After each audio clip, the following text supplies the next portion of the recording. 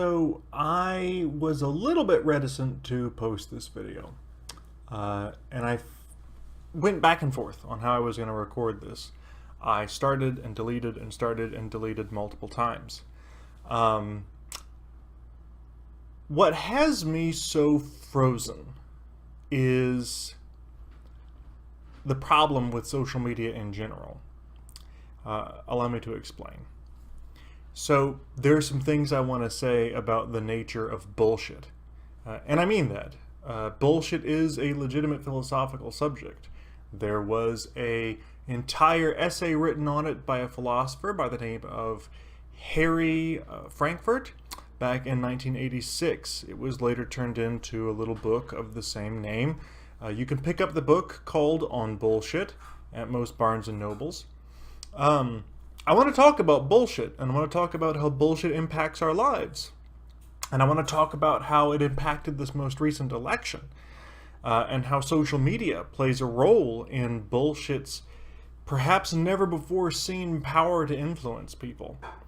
But I almost didn't want to post this because I thought to myself, well, the moment I post this, there's a chance that I'm going to get a flood of bullshit, which is, of course, the problem. So I figured that I would put that on the table first and foremost, kind of as a cathartic way to just acknowledge it's probably going to happen. Alright, so bullshit, the election, and social media. I was wondering today if democracy is going to survive social media. I know that that's a preposterous thing to say. I know that anytime someone comes out and says, is X going to survive Y?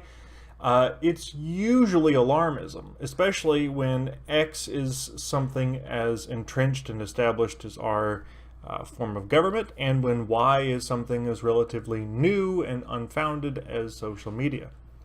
Besides, it's not like bullshit has just recently become a thing. It's existed since ever, really.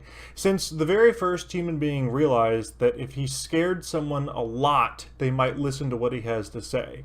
Bullshit and hyperbole and lying have been winning people what they want for forever. But I think that social media has been a qualitative, if not a quantitative, game changer. So, allow me to explain. First of all, what's bullshit in the philosophical sense? Well, according to Frankfurt's book, which, full disclosure, I've not read yet. I intend on purchasing it soon. I read the summary. I read multiple articles detailing his argument, some of them responding to his argument.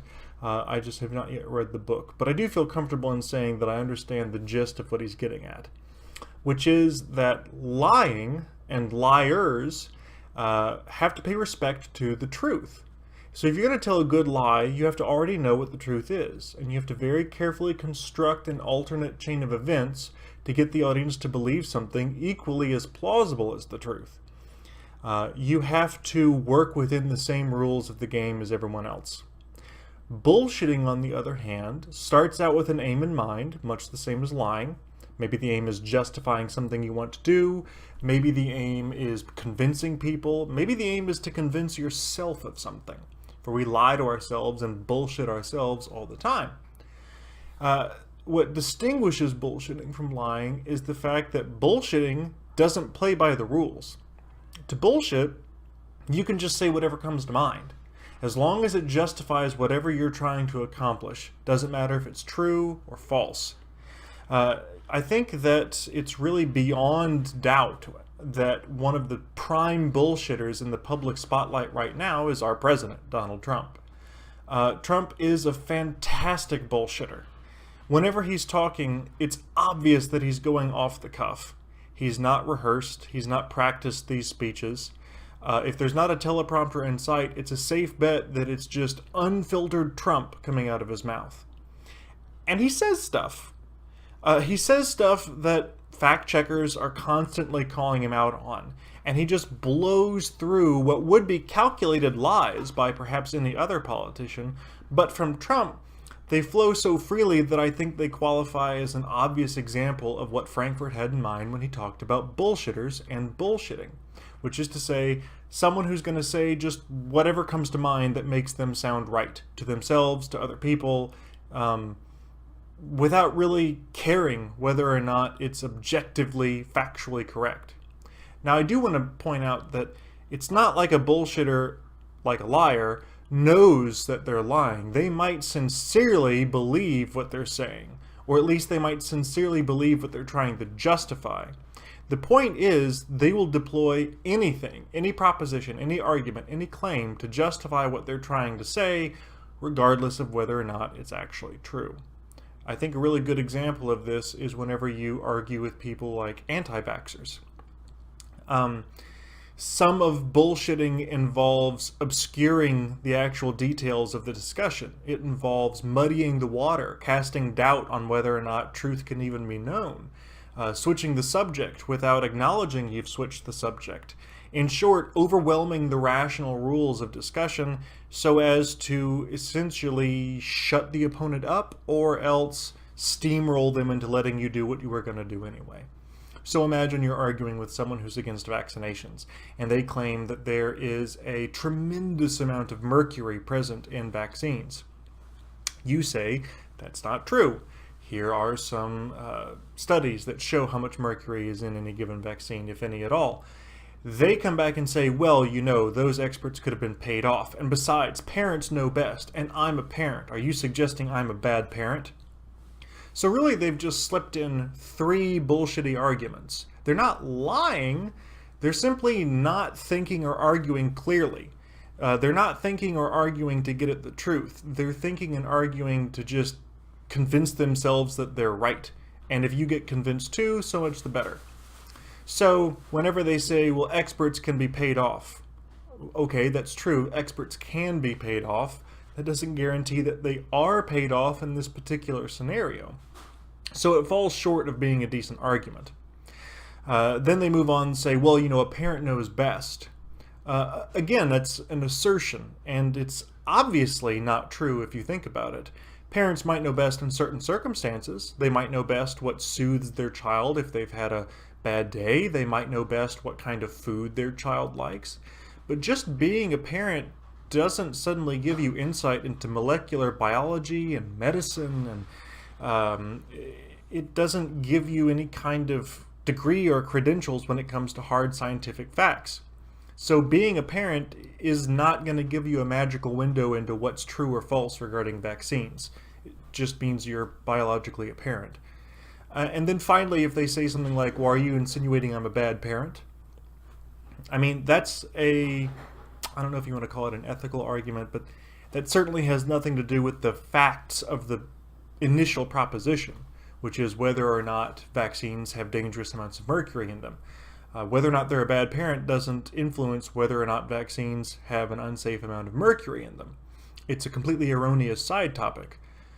But when you're engaged in bullshit-style arguments instead of valid arguments, these kinds of erroneous secondary and tertiary arguments are the norm. Because the real goal in those kind of interactions is not pursue the truth together or anything so naively Enlightenment era. Rather, the goal is just to keep on doing what you're already going to do. That's why a lot of social media arguments are so completely unwinnable. The parties aren't meeting in good faith to discuss whether or not one side or the other, or neither, is right or wrong. Rather, they're meeting to just kind of trumpet their beliefs, try to smear or discredit the other person, and then go back to their tribe and show off their war wounds. Talk about, yeah, well, I got in this really good dig, and then they said this, but I countered back by calling them an idiot, and etc., etc., etc. So, this past election, everyone knows that fake news was a problem. The term fake news gets abused quite a bit. Fake news originally, first let me back up. Fake news in the sense of stories purporting to be news that are actually nonsense or outright lies is as old as journalism. Fake news in recent years originally was referring to a cottage industry really, of fake news articles. These are articles that were either completely false, completely dishonest, made up stories, trumpeted as news, or they were articles that borrowed little snippets of the truth and then spun this huge narrative around it in a way that was so grossly off topic that they were everything but a lie. Well, social media allows this kind of biased, tribally appealing, well, bullshit to spread like wildfire.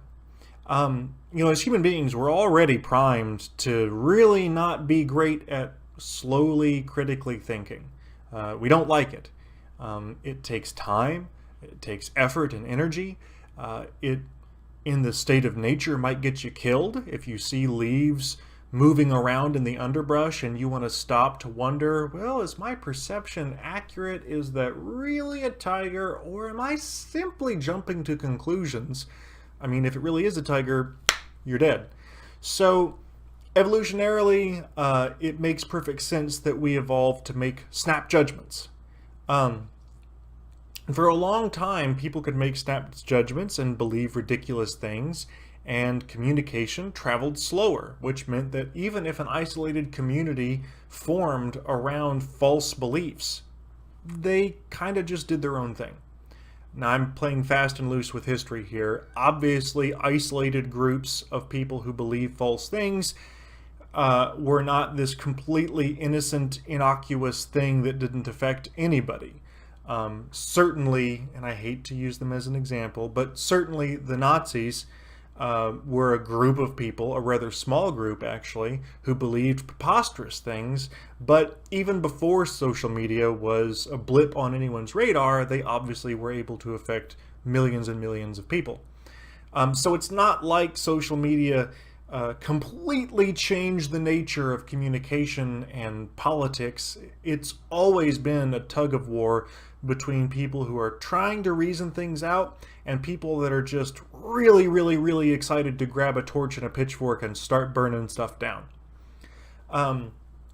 But I think that anyone who's on social media these days can't really deny that there's been a ramping up of bitterness, of anger, and of bullshit in the philosophical sense of the term.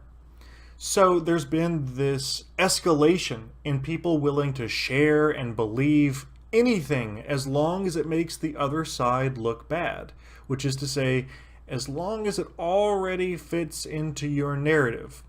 Now, most people like to believe that they're already good, that they've got things figured out, that they don't need to do a lot of self-improvement, critical reflection, introspecting, all the rest of that irritating stuff. So when you come along and you say, you know what, you are right, and furthermore, anything that seems like it's proving you wrong is part of an evil conspiracy. And you not only are correct, but you're also the good guy in this story, instead of just another terrified, scared, confused person trying to make sense of it all. It's so tempting to believe that we already have stuff figured out. It's so much easier and it's so much more emotionally gratifying to think that we're already correct. Now, fake news stories, of course, pander to this belief because they always have just these shocking, ridiculous titles that confirm your darkest suspicions. So like, all caps, Hillary secretly murdering former employees with her bare hands. Bill Clinton wears live puppies as sandals. Barack Obama enjoys shooting cats from his porch. Stuff like that. If it already makes you feel good to think of these people as despicable and wicked and stupid and malicious, and then someone comes along and in big, bold, all caps says, here's a news story that confirms that they're evil and malicious and stupid and wicked, well, that feels great. You click like and you share and you move on. Except that's not what happens. You click like, you share, and you move on, and this whole community on these social media sites starts forming around completely incorrect beliefs based on these preposterous news stories. Now, before someone accuses me of being too biased, which I'm sure it's too late, this is not just a phenomenon that applies to people who supported Trump or conservatives in general. Fake news and the rush to believe whatever makes you feel like you're already right and morally wonderful and have everything figured out, that is a human flaw, not just a conservative flaw or a liberal flaw. The problem as I see it, and I'm probably wrong, but what poses the biggest threat to democracy, I think, is that maybe you've had the same experience. When I look on my Facebook feed, and Facebook's the only social media I've got, so I don't know what's happening on Twitter or Instagram, but when I look on my Facebook feed, I see a lot of people who are aware of the problems of sloppy thinking, of fake news, and how sharing these things on social media can be detrimental to having a civil, intelligent society. So I see a lot of people who are aware of the problem, but they immediately follow it up with something that shows that they have obviously bought into it. So it will be something like, and here I'll pick on my own team, I'm a pretty liberal person, but it will be something like people have an innate desire to feel like they already have things figured out. People have this innate desire to feel like they know what's going on. And that's what makes it impossible to reason with them. That's why I can't talk to Trump supporters. They're completely lost in a fantasy world. Okay, so the first half of that statement is correct. People do like believing those things. That's what I've been ranting about for the past several minutes. The second half of the statement, notice, my fellow liberals, how good it would make you feel if it turns out that all Trump supporters are, completely raving lunatics.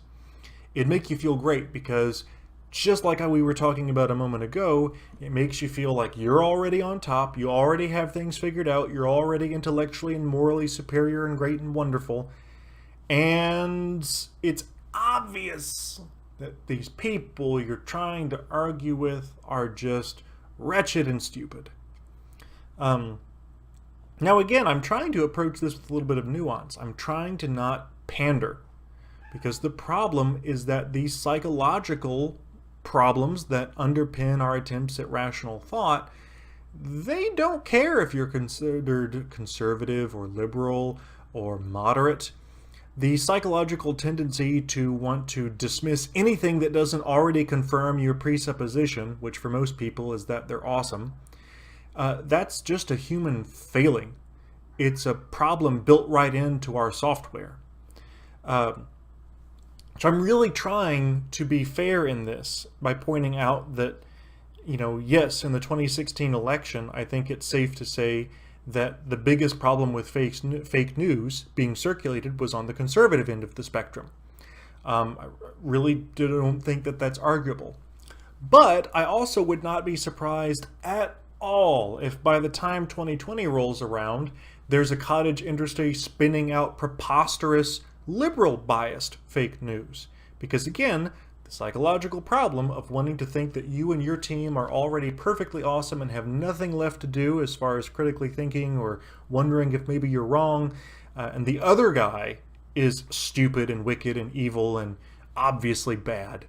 That's just a human problem. And social media makes it so easy to form these little tribes online, to block yourself out from having to have conversations with anyone else.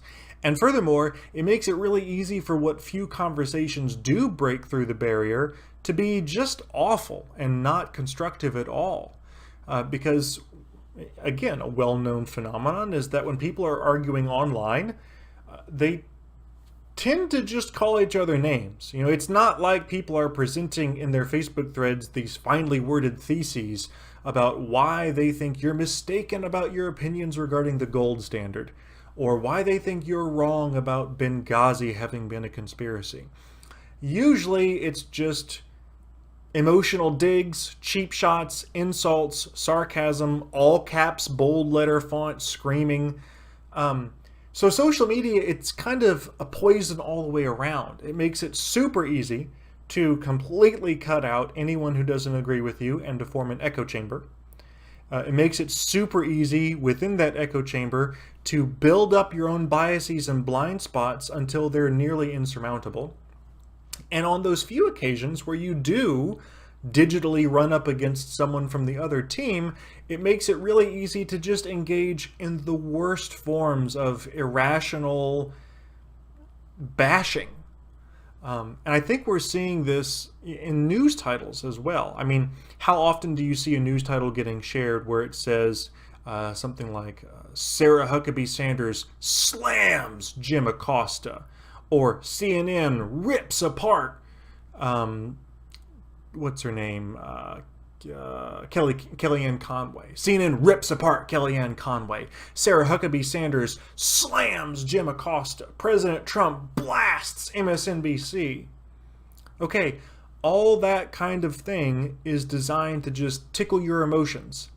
You know, if you already don't like those people, then the idea of someone just really railing on them and getting in some great sarcastic one-liners and some good digs, like, it's emotionally validating, but it's political poison to a society, especially one where we want to have this idea that we're all going to freely and equally participate in government by means of voting and holding office.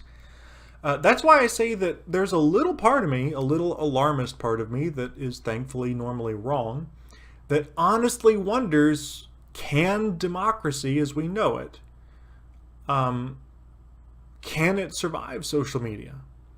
Or is social media going to make it so easy to quickly and conveniently ally ourselves with our own little tribes and engage in the worst forms of cognitive behavior with no apparent ramifications that might serve to course correct us? Is it going to make that so simple that the capacity for everyone to exit that digital space and then go engage in real government and voting and holding office and debates is going to just be eroded until it's practically nothing? A cynical part of me wants to remind myself and everyone else that you can't just say, nah, that'll never happen. That'd be like an ancient Roman saying, what, the empire fall? That's crazy talk. You know, societies can crumble.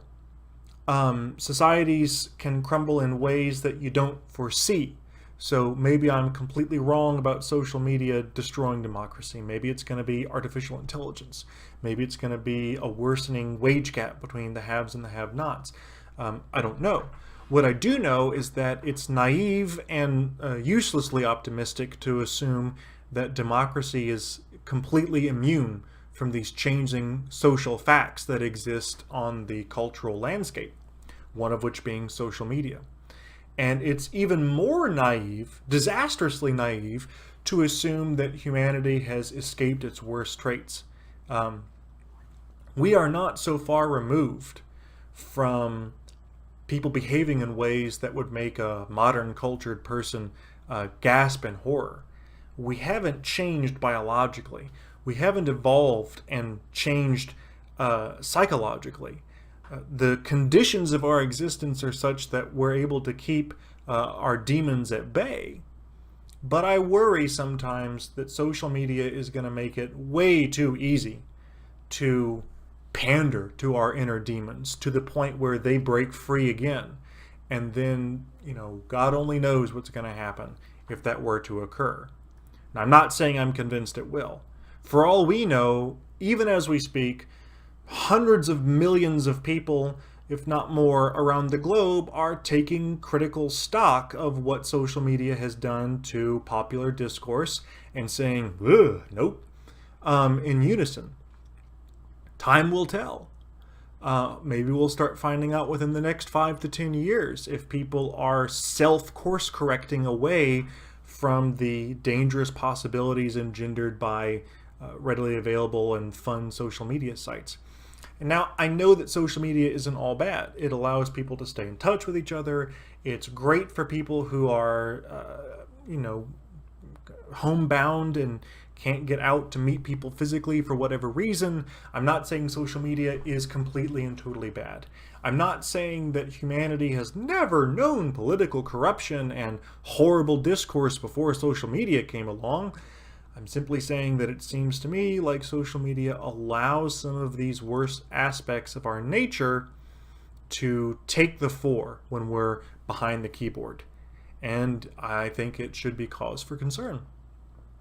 As far as my final thoughts on the matter go, and again, I would love to hear from any of you, whether you think I'm completely wrong, completely right, if there's something I absolutely didn't notice or didn't take stock of while I was doing all this. My own thoughts on how to fix it is that if a fix is even possible, and there is an if there, it has to be a personal thing. Like, you can't start a movement where you just go around saying be rational to people. Like that doesn't work, because they're immediately going to form that us versus them mentality, and they'll think, the rationalists are coming around. They're so irrational. They're very tribal. Me and my group, we already figured out how to think, so we don't need to listen to them. So it can't be like a big organized movement of people going around going, now listen here, you need to be rational. It needs to be people who see what I'm seeing, who see this increasing hostility towards being able to talk and work things out and think with one another. It needs to be people who see that and who resolve to personally do as much as they can to fight against it. And if enough people make that personal commitment to not be one of the all caps online warriors screaming and hurling insults and participating in the downfall of the ability of people to actually debate and engage, then, I kind of lost my train of thought there. But it needs to be a personal resolution, not like a social movement. And the last thing I want to say, and this is something I do feel needs to be brought up, whenever someone gets on their high horse, like I've just done, and starts talking about the need for calm, rational discourse and calm debates, I'm not saying that all ideas are equal, okay? Because they're not. Again, unfortunately, they're topical once more. Nazis. If a Nazi stands up and says, well, I've got some thoughts about race, I'm not saying that you have to waste a few hours talking to someone who is obviously drunk of the poisoned Kool-Aid. Not everyone is this precious, rational mind full of thoughts that needs to be heard. That's the other problem with all this, is that we have the means now to hear everybody, thanks to communication and social media being what they are. But we're quickly finding out that not everyone really deserves to be heard, is the brutal, honest truth. And yet there is no efficient way to weed out the people who have something to say, even though we disagree with them, versus the people who are essentially lost.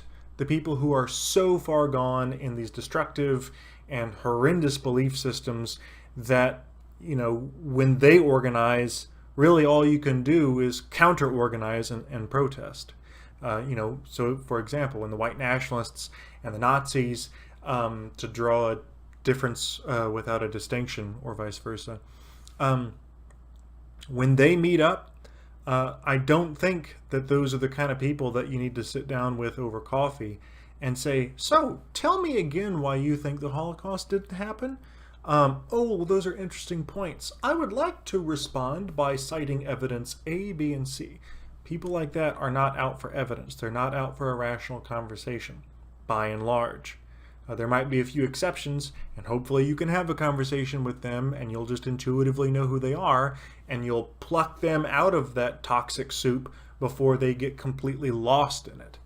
I just wanted to say that, lest it sound like I'm naively suggesting that every perspective is this unique thing that deserves its 15 minutes and needs to be heard. There are some perspectives that are little more than regurgitations of failed propositions from history.